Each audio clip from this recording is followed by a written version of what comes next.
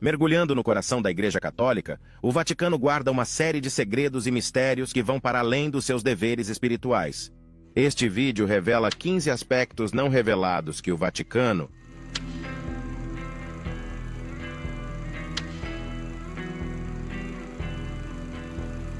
o mais pequeno Estado soberano do mundo, talvez prefira manter-se oculto. 1. Os arquivos ocultos do Vaticano.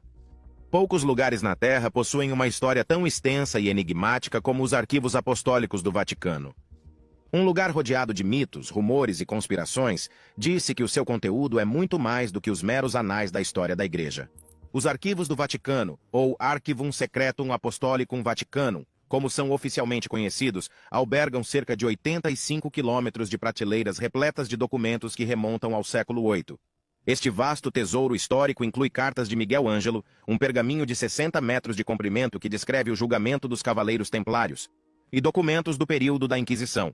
No entanto, apenas alguns acadêmicos têm acesso a este tesouro, o que levanta questões sobre o que mais poderá estar contido neste misterioso tesouro. Apesar dos recentes esforços da Igreja para desmistificar o arquivo, mudando-lhe o nome para Arquivo Apostólico do Vaticano em 2019, a atração pelo segredo só tem aumentado. Entre os conteúdos especulados estão evangelhos perdidos, provas condenatórias de vida extraterrestre e teorias que giram em torno da linhagem sanguínea de Jesus Cristo. Um tema particular de intriga reside no papel do Vaticano durante a Segunda Guerra Mundial. Alega-se que alguns documentos dos arquivos ocultos poderiam lançar luz sobre a conduta do Papa Pio IV durante o Holocausto, potencialmente revelando uma aliança tácita com a Alemanha nazi. No entanto, sem acesso ilimitado, essa especulação continua a prevalecer.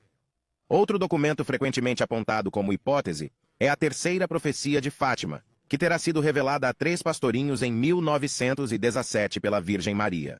A Igreja publicou a profecia em 2000, mas os cépticos acreditam que a verdadeira profecia, que supostamente prevê eventos apocalípticos, está escondida nos arquivos do Vaticano.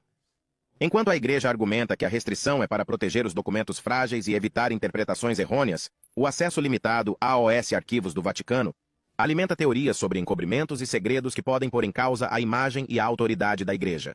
Os arquivos ocultos do Vaticano continuam assim a ser um emblema do intrincado passado da Igreja. Um labirinto tentador de história e especulação que continua a alimentar o fascínio do mundo pelos segredos que o Vaticano possa estar a esconder. Número 2. A controvérsia sobre os ossos de São Pedro. Entre as fundações da Igreja Católica Romana, encontra-se um mistério que é tanto literal como simbólico. Os ossos de São Pedro, o primeiro Papa da Igreja. Este enigma tem sido um ponto focal de controvérsia, atraindo crentes e cépticos de todo o mundo. A história começa debaixo da Basílica de São Pedro, em Roma, onde uma necrópole, ou Cidade dos Mortos, foi descoberta durante escavações em 1940. Aqui, no meio do labirinto de mausoléus e túmulos, os arqueólogos descobriram o que é atualmente conhecido como o Troféu de Gaio, um monumento que se acredita marcar o local de enterro de São Pedro. Em 1968, o Papa Paulo VI anunciou que os ossos de São Pedro tinham sido encontrados num depósito perto deste monumento. No entanto, sempre houve dúvidas sobre esta afirmação. Em primeiro lugar, os ossos não foram encontrados no próprio túmulo, mas num depósito próximo. Em segundo lugar, embora os ossos estivessem envoltos num pano púrpura tecido com ouro, um tratamento próprio de uma pessoa de grande importância, nenhuma prova definitiva os liga a esse Pedro. Este mistério continua a gerar polêmica, levando muitos a questionar a autenticidade das ossadas. Apesar da falta de provas definitivas, o valor simbólico das ossadas para a Igreja continua a ser independentemente de quem sejam realmente os restos mortais, simbolizam a linhagem ininterrupta do papado, uma ligação direta às raízes da Igreja e, para muitos crentes, uma ligação direta à vida do próprio Jesus Cristo. 3. O terceiro segredo de Fátima. Os segredos de Fátima representam um dos mistérios mais duradouros da Igreja Católica, e nenhum é mais debatido do que o terceiro segredo.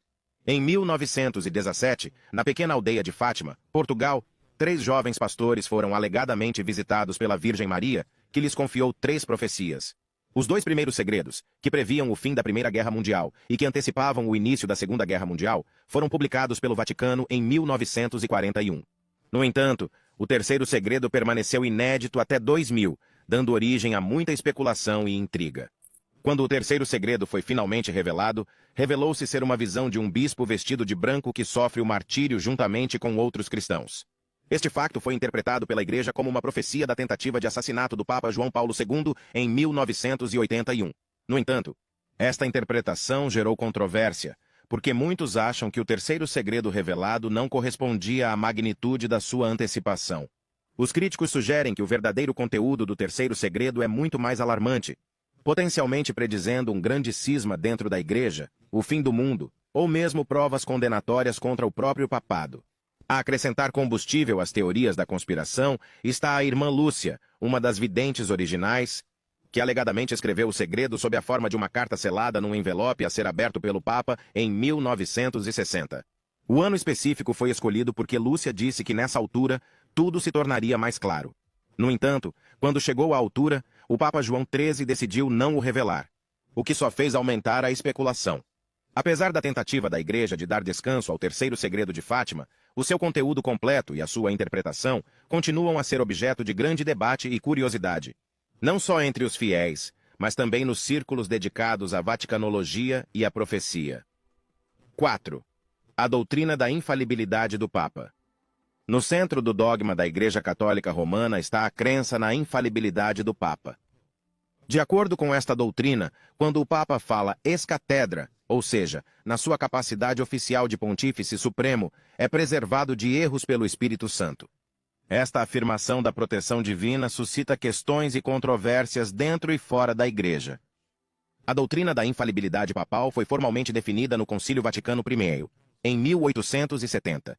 Suscitou um debate e uma resistência consideráveis, com os críticos a argumentarem que contradizia os princípios da falibilidade humana e minava a autoridade das Escrituras. Além disso, os opositores viam-na como um mecanismo de consolidação do poder que elevava o Papa acima da autoridade dos concílios e a sabedoria coletiva da Igreja. Embora a doutrina seja normalmente invocada em questões de fé e moral, a extensão da sua aplicação continua a ser controversa. Alguns defendem que se aplica apenas a pronunciamentos explícitos sobre fé e moral, feitos ex cathedra, enquanto outros defendem que se estende aos ensinamentos do Papa sobre um leque mais vasto de temas. Esta ambiguidade deu origem a debates em torno dos limites da infalibilidade e da possibilidade de abuso de poder. Os críticos também questionam a exatidão histórica da doutrina, salientando os casos em que os papas cometeram erros ou tiveram opiniões contraditórias. Os apoiantes argumentam que a doutrina da infalibilidade protege os ensinamentos da Igreja contra o erro, assegurando a unidade e a consistência. Salientam que a doutrina raramente é invocada e que o Papa exerce prudência em questões de doutrina e interpretação. Em última análise, a doutrina da infalibilidade papal continua a ser uma pedra angular da fé católica, moldando a hierarquia da Igreja e os processos de tomada de decisão.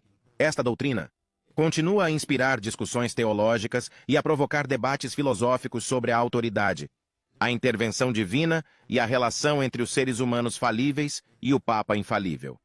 5. A ligação entre Pio X e os nazis.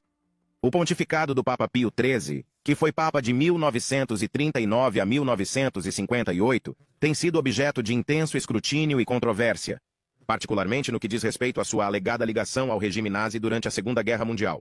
Este capítulo explora o contexto histórico e as diferentes perspectivas que rodeiam este período controverso.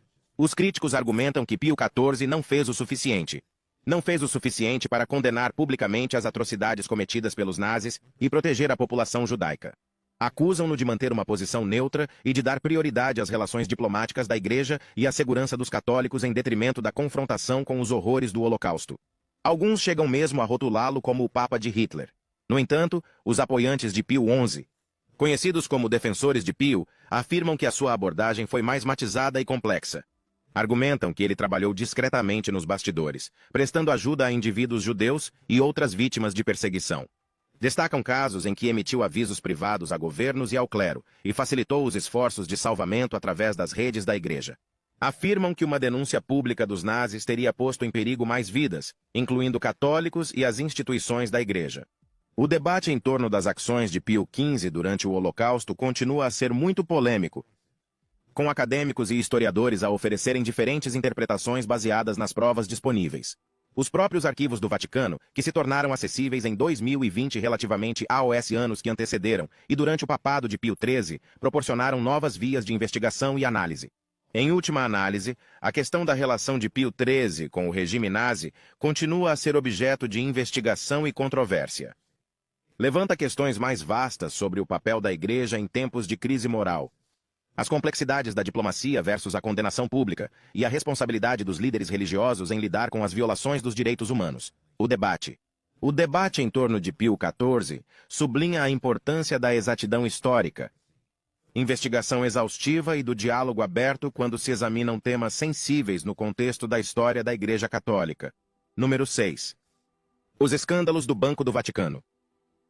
O Banco do Vaticano, oficialmente conhecido como Instituto para as Obras de Religião, IOR, tem estado no centro de numerosos escândalos financeiros que mancharam a reputação da Santa Sé.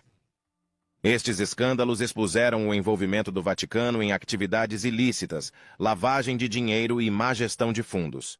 Um dos escândalos mais infames ocorreu em 1980. Quando foi revelado que o IOR tinha sido usado como um canal para lavagem de dinheiro e transações financeiras ilegais. O banco foi implicado num esquema conhecido como o Caso Banco Ambrosiano, que envolveu o desvio de fundos, ligações ao crime organizado e a morte suspeita de Roberto Calvi, o presidente do Banco Ambrosiano.